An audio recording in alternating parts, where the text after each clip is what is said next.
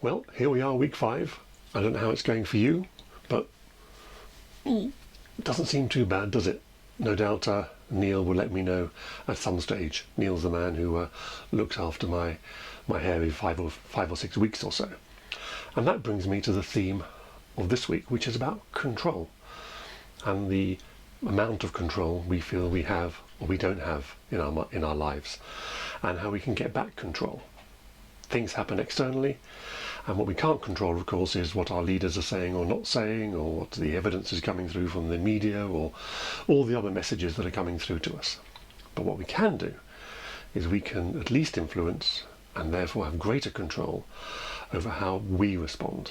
How is it that we want to be the best that we can be, so we're not paralyzed into inaction, or maybe we rush forward and make decisions that actually in the long term aren't in our best interests. So I want to introduce to you my alter ego, as it were, or another part of me, my training me, and I want to do a bit of a hand over to him to do a bit of chalk and talk to explain how it is that we can actually influence our physiology and our emotional states, how it is that actually we can control what happens to us day to day. And what's the science behind it? What's actually going on when we do mindfulness, when we relax, when we try and do meditation? What's actually happening inside ourselves? And how is that actually having an effect? And therefore, how can we increase or intensify that effect? What's actually going on? So I'll hand you over to, as I said, my alter ego training self for some chalk and talk. And as we said in the 1980s, here comes the science. Thank you, Jennifer. In 2005 in London, a number of bombs went off. Many people were harmed and hurt and killed. And there was a centre created, the July the 7th Assistance Centre, in order to provide counselling and psychotherapy to the survivors, the bereaved and the first responders. And I worked along with a number of people helping those clients come to terms with what had happened to them, how their lives had changed, and helping them to create a future. When the centre closed, I worked with a colleague in order that we wouldn't lose the learning, and together my colleague Felicity Bigart and I created what we call trauma resilience training. We subtitled it Ensuring You Don't Become Part of the Trauma, providing information and skills so that people who were involved in traumatic events would maintain their own health and may even go on to post-traumatic growth. And what I want to do is to take just one slide from this and present to you some information and maybe some skills to help you feel more in control during this coronavirus pandemic, and hopefully give you some better understanding of what's happening to you and how you can engage with your own responses to the position that we're in. And I want to look at the nervous system. We're going to be looking at the brain, and more specifically at the limbic system. Now, this limbic system is a very old part of ourselves. We can trace it back to birds and to lizards and other animals, and it reacts. It's a protection. It makes sure that we do the right thing when we're threatened. We don't have to think about it, we just react. One of the problems is with this limbic system is it's happily chugging away there, but over time, over evolution, we've created this cerebral cortex. Now there's arguments about whether that's consciousness, but certainly our thoughts appear to arise here. And it's here, in these parts of our brain, that we interpret what's happening in the limbic system. Now the limbic system and the whole of the brain is affected by our whole body, and there are a vast number of systems that interact, that balance the brain and the body. And I'm going to look at just 2 of these systems, because they're the ones that I think we can have most influence over. And that's the sympathetic system and the parasympathetic system. We're not going to look at the physiology and the structure, we're going to look at the effects. So the sympathetic nervous system is about arousal. energy generation, excitement, getting things moving, releasing energy so that we can take action and protect ourselves. And when that threat has passed, when the need to move has passed, we then engage, or the parasympathetic system engages, so that the adrenaline and the cortisol, the hormones, are washed out of our body, and we can return to our regular function and a calming function. And these two systems work in antagonism to each other, a bit like a seesaw. When the sympathetic is up, the parasympathetic is down. When the threat is gone, the parasympathetic comes up and rebalances ourselves. So let's put some detail on that. In the sympathetic nervous system, what happens is we're in a situation which is usually novel. We don't have a plan, we don't have an idea, and initially we're in shock. What are we going to do about this? Then we think, okay, there are two possible courses of action. We can either fight or face the issue, the event, or we can choose to run away. Now, whichever one we do choose, we'll need to have energy. And the limbic system here is chugging out all sorts of hormones in order to release energy to help us move. It's possible that if we don't know what to do, we can be stuck. We can go into panic mode. We can be frozen, like the rabbit in the headlights. There's a conflict between what the limbic system is reacting to and telling us to do, in quotes, as opposed to what we're thinking about what we should or might need to do. Now, in the past, in evolutionary terms, it's been relatively simple. There's been a predator. Someone's about to eat you or kill you. So you either face it and kill them, or you run away and live to fight another day. In modern society, of course, accidents, things happen, the world changes, our expectations differ. And do we know what we're supposed to do when we're harmed or we're in a situation where we're under threat? Or it might be in a relationship where somebody is angry. How do we respond to that? Do we face them, or do we run away from them?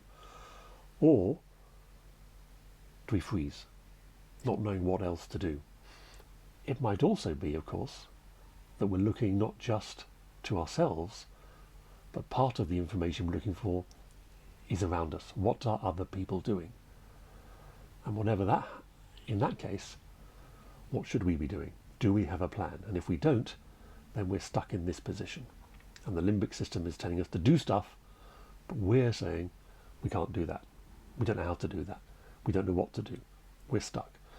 And I suspect that many people, after 5 weeks of lockdown, are probably spending more time here than they are either simply facing the virus and taking the necessary action, or maybe running away.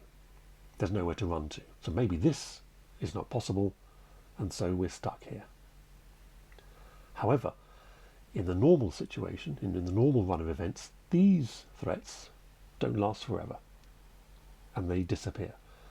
And they disappear, so the stimulus coming to the limbic system is different. Now, the limbic system has no contact to the outside world, except through our 5 senses and through our thoughts. And when we see the person go away, or we can walk away from the traffic, or the threat walks away, this limbic system changes its stimulus, and the parasympathetic system comes into play, and we calm down. And the whole point about calming down is so that we can be happier, so that we can focus and think, we can rest and heal, and we can eat and replace the energy that we've expended either running away from or facing the threat. And then we come to a new balance, ready for when the next threat comes along. And the whole point about meditation and mindfulness and relaxation is that we're putting different information from our minds into the limbic system, so that when we feel that we can't do anything, we can't face the virus, we can't run away from it either, so we are kind of stuck perhaps, the limbic system is giving us pardon me, giving us this stimulus to do something, but we can't, so we're frozen. And mindfulness and meditation and relaxation is about putting different stimulus into the limbic system so it gets a different response, so we can think and plan, we can heal, because stress actually eventually damages the body, damages our view of ourselves and the world, and we can eat, so we can replenish the energy that we've expended.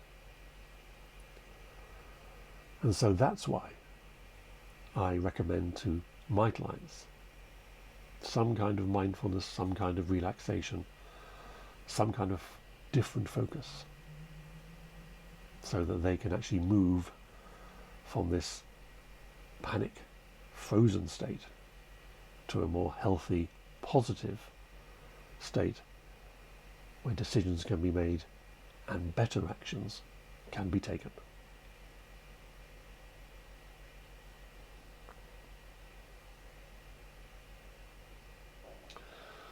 So there we are.